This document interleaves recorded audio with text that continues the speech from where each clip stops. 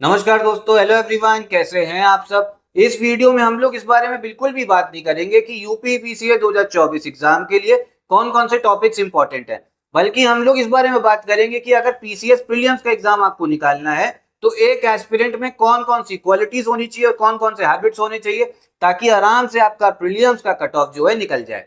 देखिए, सबसे पहली चीज अगर हम लोग बात करें, किसी भी अगर कोई इंसान जो तैयारी कर रहा है पीसीएस की या यूपीएससी की, उसको ये चीज पता होनी चाहिए कि क्या चीज इस समय आपसे पूछी जा रही है एग्जाम में और क्या चीज आपसे नहीं पूछा जा रहा है। बहुत सारे लोग आपने ऐसे भी देखे होंगे जो ये कहते हैं कि कोई भी बुक ला दो, हम सब कुछ पढ़ लेंगे, संसार का जितना भी ज्ञान है हमें सब लेना है, स्टेशन पे कोई बुक मिल रही है उसको भी खरीद के पढ़ने लगेंगे। ऐसे आपका पेपर जो है ना अब नहीं निकलेगा। 20-30 साल पहले निकल जाता, लेकिन अब जो है अब ट्रेंड और पैटर्न जो है बदल चुका है।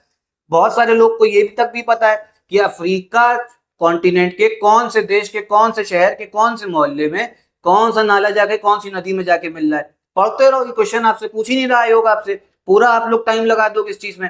तो पहली चीज तो ये पता होना चाहिए क्या पढ़ना है और दूसरी चीज क्या नहीं पढ़ना है। ये कैसे पता लगेगा? आप लोग प्रीवियस ईयर क्वेश्चंस देखिए, आराम से आपको आइडिया हो जाएगा कि किस टॉपिक पे इस समय पे आयोग जो है आपसे फोकस कर रहा है। तब भी आप लोगों को कुछ कंफ्यूजन हो तो उसके लिए कोचिंग वाले हैं, हम लोग है गाइडेंस करने के लिए आपकी, ताकि आप लोग को पता हो क्या पूछा जा रहा है। दूसरी चीज क्या है, कितने घंटे पढ़ना है। ये चीज क्वेश्चन जो है बहुत लोग पूछते हैं, हर चाय की दुकान पे भी ये क्वेश्चन चल रहा होगा कोचिंग के बाहर, कितने घंटे आप पढ़ते हो भैया, कितने घंटे ये पढ़ते हैं। बहुत सारे लोग कहेंगे कि हम 16 घंटे पढ़ के बने, 20 घंटे पढ़ के बने। ये पॉसिबल है ही नहीं। पहली चीज तो आपको ये समझनी पड़ेगी, ये जितने भी सिविल सर्विस के एग्जाम है आपके, ये आपका एक मैराथन रेस है, स्प्रिंट नहीं है। स्प्रिंट क्या होता है? अगर आपको मान लो 100 मीटर का रास्ता दे दिया गया, 100 मीटर की डिस्टेंस है, उसमें आपको दौड़ना है, तो 100 मीटर अगर आपको कवर करना है तो आप क्या करोगे, जल्दी जल्दी तेज तेज जाके दौड़ लोगे, ठीक है, ताकि आपकी 100 मीटर खत्म हो जाए। स्प्रिंट होता है कि जिसमें आपको 10 किलोमीटर दौड़ना है। अब 10 किलोमीटर अगर दौड़ना है तो अगर आप सारी एनर्जी पहले 100 मीटर में ही लगा दोगे ना, तो बाकी का टाइम क्या दौड़ोगे। इसीलिए इसमें क्या होता है ना, आपको शुरू में एकदम तेजी से नहीं दौड़ना है, आपको नॉर्मल दौड़ना है, लेकिन पूरे 10 किलोमीटर तक दौड़ना है। तो जो आपका सिविल सर्विसेज का एग्जाम है ये आपका मैराथन ही है। इसमें आपको नॉर्मल पढ़ना है, ठीक है। ये 20-20 घंटे वाला टाइम टेबल नहीं बनाना है, ये कोई भी नहीं बना सकता, ये सब पागल बनाते लोग आपको। आप अपना टाइम टेबल बनाओ कि 6 घंटे हमें पढ़ना है, लेकिन डेली पढ़ना है, ठीक है, 6 घंटे डेली। अब बहुत से लोग कहेंगे 8 घंटा बता दो, देखो 6 घंटा मिनिमम पढ़ना है। अगर 1-2 घंटा आपको और बढ़ाना तो आप बढ़ा सकते हो। 6 घंटे का जो आइडियल टाइम है आपका, 8 घंटे सोइए, 6 घंटे आप लोग अपना पढ़िए, 14 घंटे हो गए। और बाकी जो 10 घंटा है ना, जो बाकी काम होते हैं दिन के, वो आप लोग करो। कोचिंग जाना है कोचिंग जाओ, ठीक है। तो ये सबसे बढ़िया टाइम टेबल है। तीसरी चीज क्या है, आप लोग 4 दिन पढ़ लोगे, फिर 5वें दिन जो नहीं पढ़ोगे, कंसिस्टेंसी, कंसिस्टेंट होना पड़ेगा। जैसा पढ़ लो डेली पढ़ना पड़ेगा, तब जाके आपका एग्जाम निकलेगा, ठीक। फिर आपकी चौथी चीज की अगर हम लोग बात करें, बहुत से लोग कहते हैं कि 8 घंटा पढ़ना है, 6 घंटा पढ़ना है, एक ही साथ बैठ के हम लोग पढ़ लेंगे। एक साथ बैठ के नहीं पढ़ना है, दिमाग जो है इतना अच्छे से काम नहीं करता एक साथ बैठ के पढ़ने में।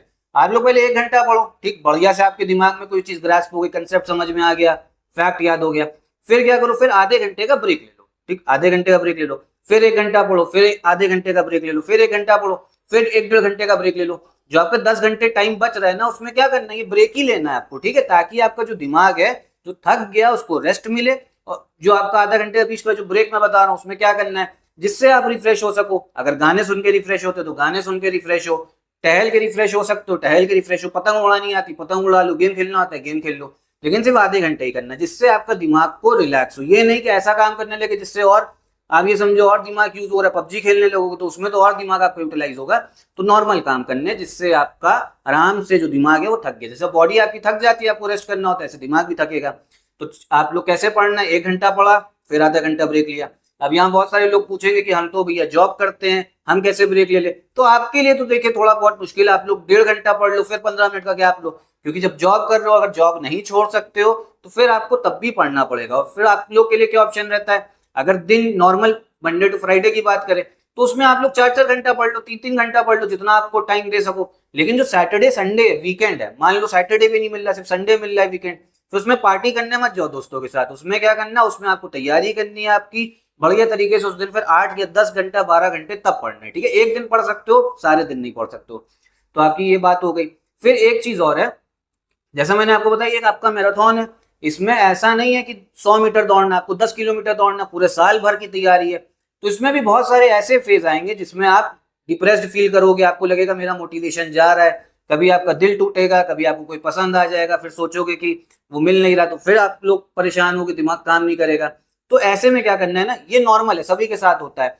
ऐसे में अगर दिमाग शांत नहीं होगा, मान लो आपका पड़ोसी जो है वो एसडीएम बन गया, यूपीएससी में सेलेक्ट हो गया, और टेंशन की बात है। फिर ऐसे में टेंशन होना नॉर्मल चीज है, इसको दूर कैसे करी जाए, इसके लिए आपको करना पड़ेगा मेडिटेशन। अब मेडिटेशन क्या होता है, ध्यान लगाना कुछ नहीं, सुबह उठो, आंख बंद करो, सांस लो, सांस छोड़ो, और सांस लेने और छोड़ने पे ही अपना जो ध्यान जो है उसी पे लगाना है। यही सिर्फ इतनी सी है चीज मेडिटेशन। ये अगर आप 2 मिनट डेली कर लोगे ना, तो आपको काफी फायदा मिलेगा। जो मन जो है कभी कभी विचलित हो जाता है, कि कभी कभी डिप्रेस्ड हो जाता है, डिमोटिवेट हो जाता है कि सब लोग कर ले रहे हैं, हम ही नहीं कर पा रहे, अपनी कैपेबिलिटीज पे आपको शक होने लगता है, तो जो मेडिटेशन है ना, उस चीज के लिए सबसे बेस्ट चीज है, आपका मन शांत कराएगा। मेडिटेशन नहीं करोगे मन शांत करने के लिए, फिर नशा करने जाओगे, अल्कोहल लोगे, तो ये सब जो चीजें ना, ये सब भी सही नहीं है। इसलिए मेडिटेशन आपको करना पड़ेगा। तो ये जो बेसिक क्वालिटीज है ना, इसको आपको इसके ऊपर ध्यान देना है। और एक चीज और, कंसेप्ट जो है, कंसेप्ट पे जरूर से जरूर ध्यान दीजिएगा। कंसेप्ट ही आजकल कंसेप्चुअल क्वेश्चन आपसे पूछे जा रहे हैं, प्री में भी, मेंस में भी, एनसीईआरटी पे ध्यान दीजिएगा। और साथ ही साथ मैं आपको ये भी बता दूं, अगर आपको पूरा सिलेक्शन वाला मटेरियल चाहिए, पेड क्विज चाहिए, टेस्ट सीरीज चाहिए, तो हमारा स्टडी फॉर सिविल सर्विसेज का पेड ग्रुप ज्वाइन कर सकते हैं। चाहे जैसा पेपर आ जाए प्रीलिम्स का, easy, tough, moderate, conceptual, analytical, आप आराम से कट ऑफ जो है क्लियर कर लेंगे। अगर आपका कोई डाउट हो तो कमेंट बॉक्स में पूछिएगा। यहीं पे मैं वीडियो भी खत्म करता हूँ। वीडियो अगर आपको पसंद आई हो तो लाइक करिएगा, चैनल सब्सक्राइब। नमस्कार।